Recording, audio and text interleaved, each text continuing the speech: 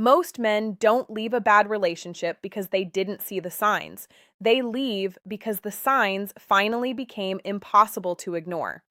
And the painful truth about every avoidable relationship disaster is that the warning was there.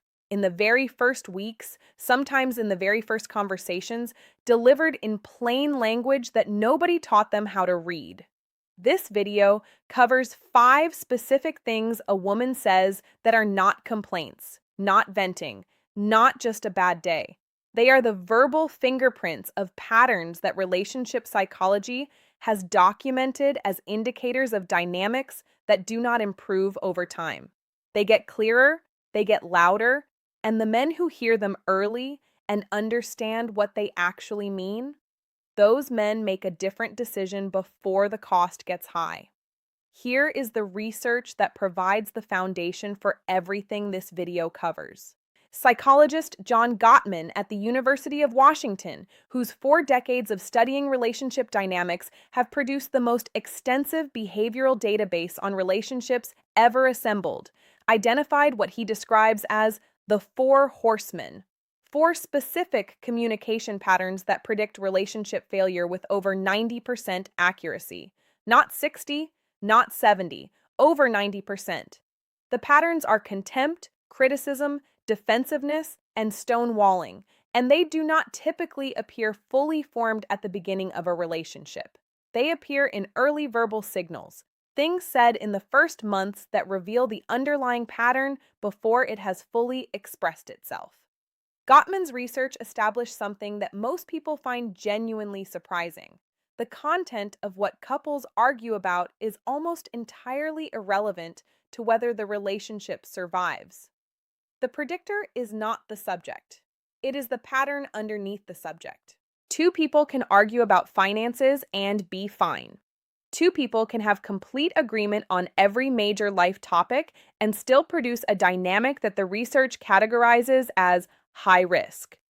What determines the outcome is the communication pattern, the specific verbal behaviors that reveal how the person relates to conflict, to accountability, to the emotional experience of the person they are with.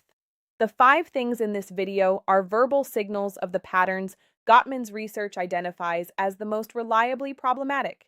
Each one, when heard in isolation, can be explained or contextualized or forgiven.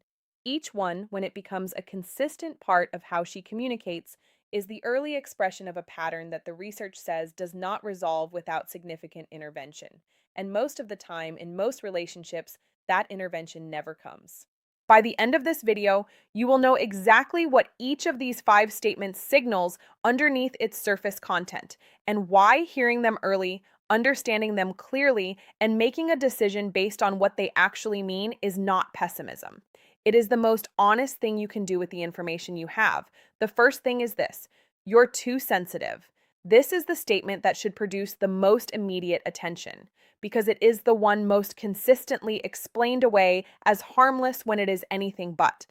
When a woman says, "You're too sensitive," in response to a man expressing that something hurt him or bothered him, she is not making an observation about his emotional constitution. She is communicating something specific about how she intends to handle his emotional experience. She is communicating that his feelings are the problem rather than the thing that produced them. That the correct response to his discomfort is for him to adjust his emotional response, not for her to engage with what caused it. This is the verbal expression of what relationship psychologists call emotional invalidation, the consistent pattern of dismissing, minimizing, or pathologizing another person's emotional experience rather than engaging with it. And Gottman's research identifies emotional invalidation as one of the most reliably toxic patterns in relationship dynamics because of what it does over time. The person whose feelings are consistently invalidated learns to stop expressing them. The suppression of emotional expression leads to emotional distance. Emotional distance leads to the specific kind of disconnection that produces relationship breakdown, not through dramatic conflict, but through quiet accumulation of unexpressed experience. And the person who caused it, the one who said "you're too sensitive" enough times, is often genuinely surprised when the relationship ends because the ending looked sudden from outside and had been building for years from inside. One instance of this phrase means nothing definitive, a consistent pattern of it, where his expressed emotional responses are routinely met with the suggestion that the problem is his sensitivity rather than the situation, is the early verbal signal of a dynamic that Gottman's research categorizes as high risk. The second thing is this: all my exes were crazy or terrible. This one is charming at first, and that is exactly what makes it dangerous. When a new partner presents a history in which every significant previous relationship ended because the other person was fundamentally flawed, where the consistent theme across multiple relationships is that the other people were the problem, the research on relationship psychology has a specific and consistent interpretation of this pattern. Psychologist Lundy Bancroft, whose work on relationship dynamics and accountability has been foundational in the field, describes the inability to identify one's own contribution to failed relationships as one of the most reliable indicators of what he calls externalized accountability, the consistent pattern of attributing relationship outcomes to external causes rather than to one's own behavior. A person who genuinely examines their relationship history, who has done the work of understanding what they contributed to each dynamic that failed, almost always arrives at a more nuanced story than all of them were terrible. The nuanced story acknowledges both sides. It acknowledges specific patterns that repeated. It acknowledges choices that, in retrospect, were not good ones. It acknowledges genuine learning from genuine failure. The story where every ex was simply flawed and the teller was simply wronged. That story is the story of someone who has not yet been willing to look at their own contribution. And the person who cannot examine their own contribution to past failures is the person who will produce the same patterns in the next relationship and attribute the outcome to the same external causes. When he hears this story, the uniformly terrible exes, the consistent victimhood, the clean narrative where she was never the problem, he should ask himself a quiet question. What does her next ex say about her? And then consider whether he is in the process of becoming the answer. The third thing is this: if you really loved me, you would. This phrase completes itself in an infinite variety of ways. The content of what follows matters less than the structure of the statement itself. If you really loved me, you would cancel your plans. If you really loved me, you wouldn't need to talk to her. If you really loved me, you would know I needed this without me having to ask. The structure, if you really loved me, you would do this thing I want, is what relationship researchers identify as love coercion. It is the use of the relationship's emotional significance as leverage to produce specific behavioral compliance. It presents love not as a feeling, but as a transaction with specific terms, and it presents any failure to meet those terms as evidence of inadequate love. This matters for a specific and serious reason. In healthy relationships, needs and preferences are communicated directly. I would really appreciate it if you did this. This matters to me, and I want you to know. The direct communication of a need or preference respects both the person making the request and the person receiving it. It allows the other person to respond from genuine care rather than from the anxiety of having their love questioned. The "if you really loved me" structure removes this option entirely. It does not present a need. It presents a test. And it frames the other person's response as either passing the test, proving their love by complying, or failing it and being revealed as insufficiently loving. The coercive structure means that genuine preference and honest discussion are not available, only compliance or condemnation. Research on manipulation in relationships consistently identifies conditional love framing, the use of love as leverage for behavioral compliance, as a pattern that escalates rather than resolves over time.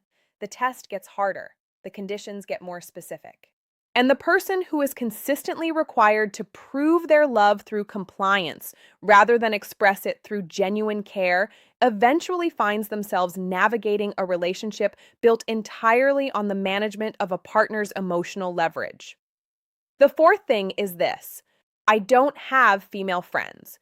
Women are too dramatic. This one gets dismissed as a personality preference. It is worth examining more carefully. A woman who consistently describes other women as too dramatic, too much, too competitive, who has no significant female friendships and explains this through a uniform critique of her own gender, is communicating something that goes beyond social preference. She is communicating a specific relationship with her own gender that has significant implications for how she understands and navigates conflict, emotion, and relationships generally. Research from developmental psychologist Niobe Way at New York University on friendship and psychological health found that the quality of same-gender friendships was one of the strongest predictors of emotional and relational health across the lifespan. People who maintain genuine, mutual, emotionally substantive friendships show significantly higher levels of emotional regulation, empathy, and relational competence than those who do not. The woman who has no female friends, who explains this through the general inadequacy of other women, has typically not done the work of the specific vulnerability, conflict navigation, and mutual accountability that genuine friendship requires. And those are precisely the skills that healthy romantic relationships require most. This is not a universal rule. Some women are genuinely more comfortable in male social environments for legitimate reasons. The signal is specific: the uniform critique of other women, the framing of every female as too dramatic, the consistent absence of any female relationship where genuine mutual investment occurred. That specific pattern, in that specific form, is worth attention. The fifth thing is this: I was fine until you made me feel this way. This is the last one, and it is the most important one on the list. When conflict produces the consistent conclusion that her emotional state, regardless of what the conflict was about, is his responsibility and his fault, something is being communicated about how accountability operates in this relationship. Specifically, it is being communicated that it operates in one direction. Healthy accountability in a relationship acknowledges that both people contribute to emotional dynamics, that both people can make choices that hurt the other, that both people are responsible for their own emotional experience even when the other person contributes to it.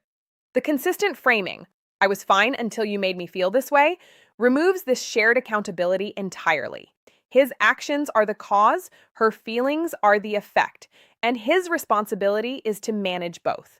Research from relationship psychologist Sue Johnson, founder of emotionally focused therapy and one of the most influential voices in attachment science, describes what she calls negative interaction cycles: the specific dynamic where one partner's emotional reactivity consistently positions the other as the cause of and solution to all emotional difficulty. Her research found that this dynamic, when entrenched, was among the most difficult to interrupt because it requires the person in the reactive role to acknowledge their own contribution, which the framing of the pattern specifically prevents. When every conflict ends with the conclusion that he made her feel this way and therefore he is responsible for fixing it, the accountability structure that healthy relationships require does not exist. And without it, the dynamic that the research describes as unsustainable becomes the permanent architecture of the relationship. Here is the complete picture of what these 5 statements share. Each one is a verbal signal of a pattern that operates underneath the specific words being used, the emotional invalidation underneath "you're too sensitive," the externalized accountability underneath the uniformly terrible X's, the coercive leverage underneath "if you really loved me," the relational skill gap underneath the absence of female friendships, and the one-directional accountability underneath "I was fine until you made me feel this way." None of these statements are definitive in a single instance. All of them are significant in a consistent pattern. And the research on relationship dynamics is clear that patterns identified early, before deep attachment and shared life have made recalibration enormously costly, are significantly more actionable than the same patterns identified after years of investment. Hear the words, understand what they signal underneath, and make the decision that the information warrants, not the decision that the attachment makes easier. Before this video ends, there is a question on the other side of everything we just covered. We just talked about 5 things she says that are signals worth paying serious attention to. But here is the other half of the reading problem. Just as some men miss red flags that were clearly there, other men miss green lights that were equally clearly there. They misread the specific behavioral signature of a woman who is genuinely, secretly attracted to them as disinterest. They walk away from something real because nobody taught them what real actually looks like in the female psychology of hidden attraction. Because the one sign she shows when she is secretly attracted does not look like enthusiasm. It does not look like obvious engagement. It looks like something most men file under, she's just being social. And by the time they realize what they were actually seeing, the window has closed. The video on your screen right now covers exactly that one sign, what it looks like, why it appears, and how to read it with the same clarity we just applied to the 5 warning signs. It is called A Woman Secretly Attracted to You Always Shows This One Sign, Female Psychology. This video taught you what to walk away from. That video teaches you what to walk toward. Watch it now.